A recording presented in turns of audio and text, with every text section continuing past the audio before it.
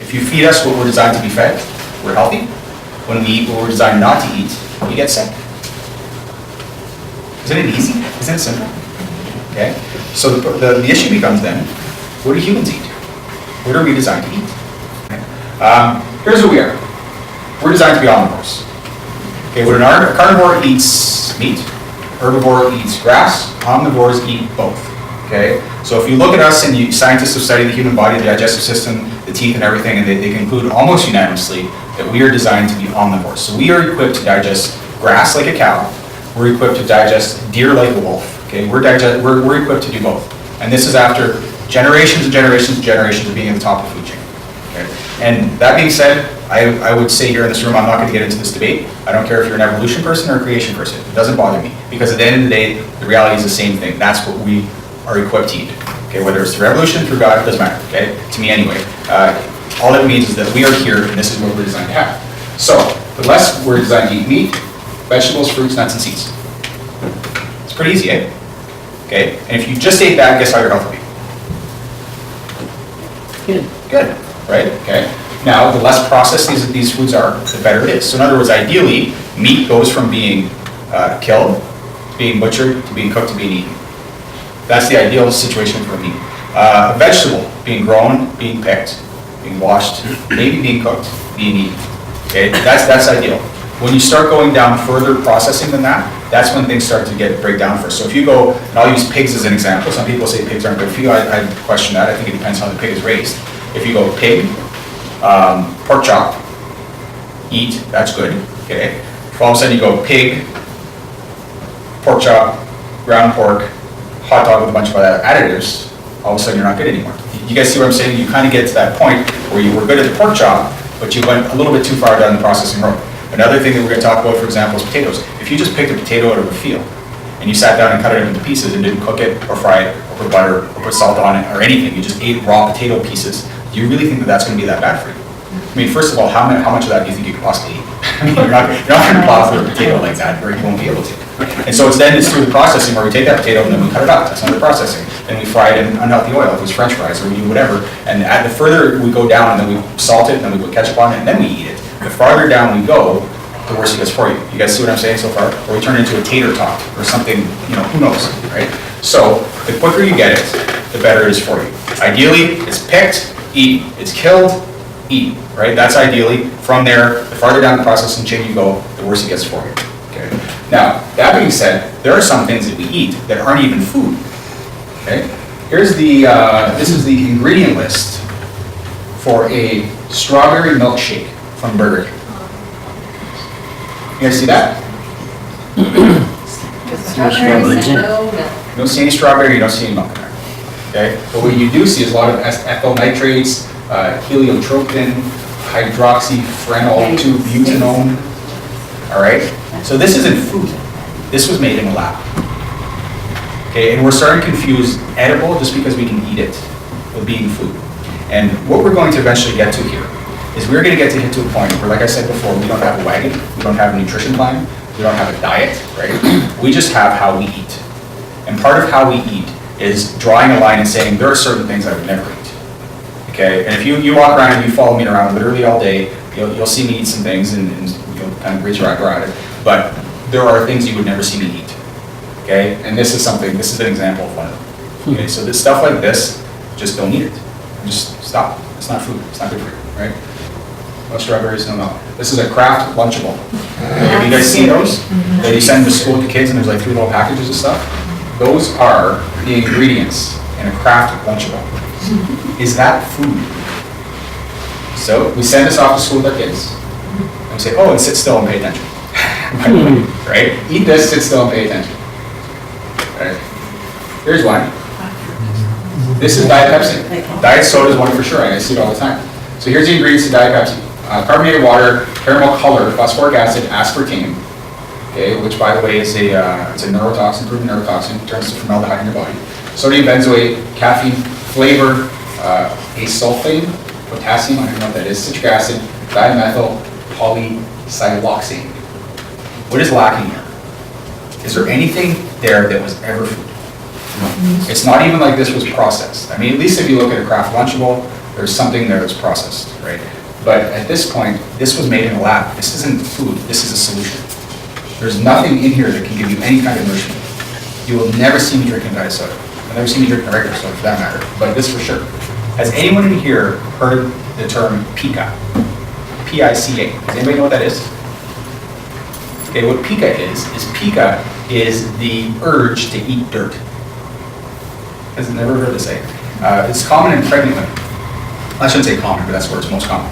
And what it is your body becomes deficient in so many minerals that your body just wants to eat dirt to get the minerals out of the dirt. Okay. And the irony being is when you hear that, you're like, that's insane. But to me, hey, at least there's minerals in dirt. Like dirt is more of a food than Diet Pepsi. At least you're getting some form of nourishment out of dirt. So as strange as it seems, you're actually better off a tablespoon full of dirt or maybe mix it up in water and drink it than you are drinking Diet Pepsi, because at least you're getting some form of nourishment. Okay?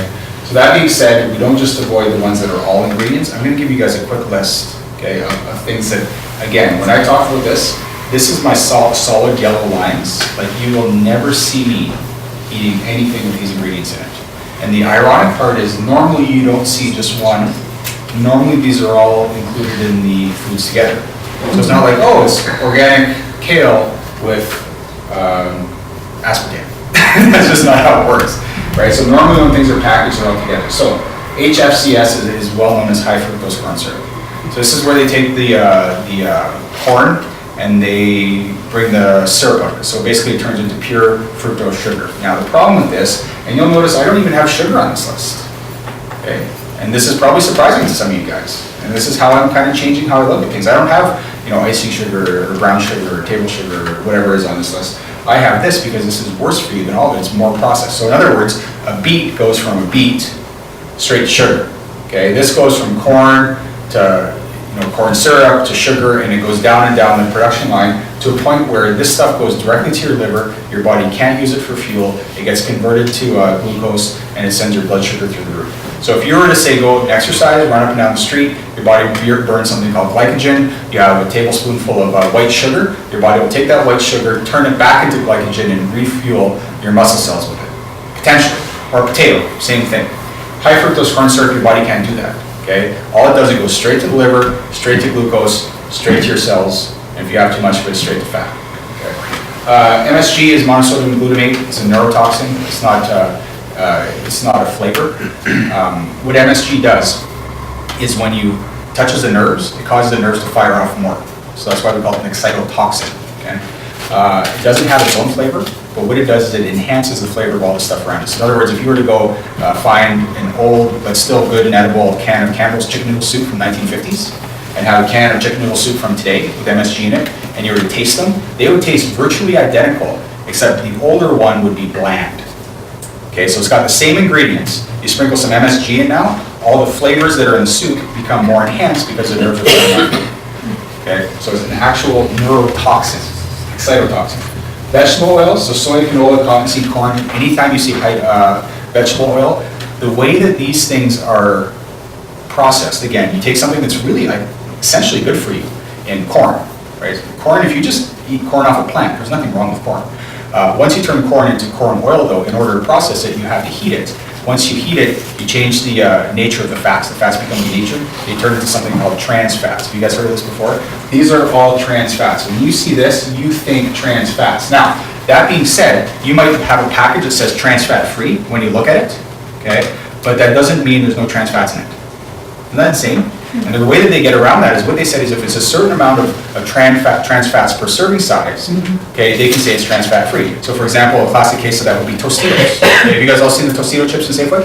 They say trans fat free on it. Yeah, if you turn around and look at the back of the bag, it's got all these horrible oils in it. So you're like, well, how is it possible that you can have these bad oils, which are trans fats, but the bag is saying it's trans fats free?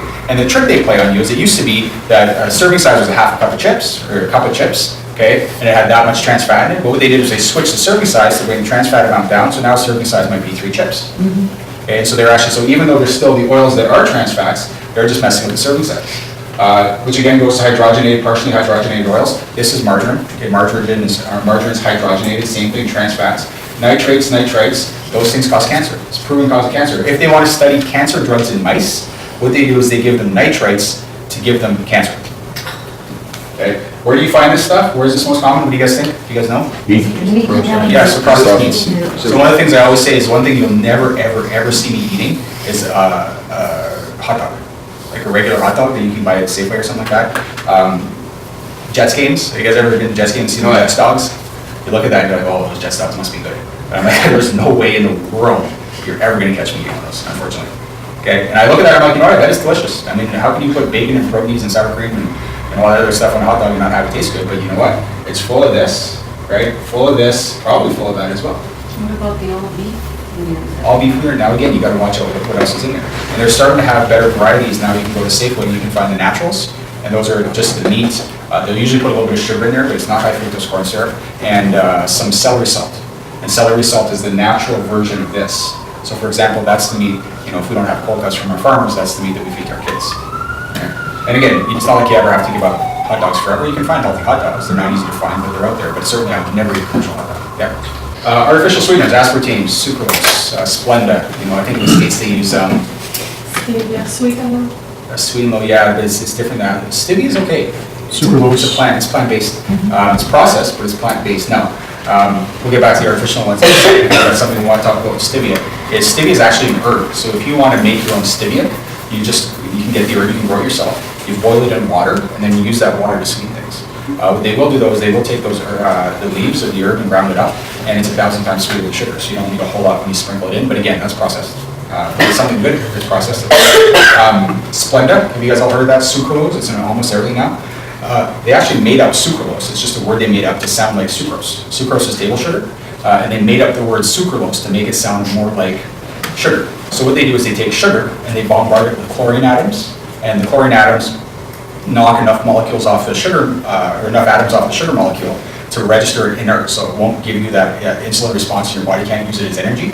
But the problem is the chlorine is super toxic. One of the most toxic and polluted counties in America is in Alabama, where they make this stuff, because a bunch of this chlorine gets dumped into the rivers. It's an absolute nightmare.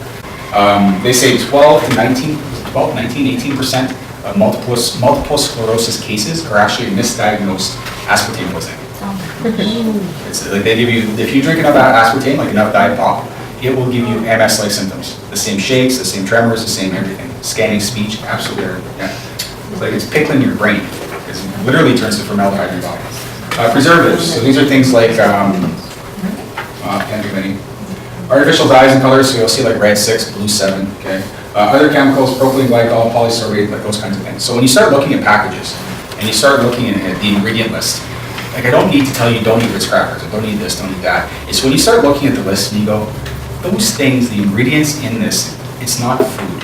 You guys see this, right? You kind of what I'm kind of coming around saying. And so you look at all these things, and if you were to read the ingredient list on all of these things, what do you think you're going to come up with? Okay. Now that being said, you're probably going to find some products where you look at it. For example, my wife buys rice crackers for the kids, where the ingredients are rice and something else. Okay, so those are fine. Like there's nothing wrong with that, right? So all I'm saying for this point is cut out the stuff with this in it.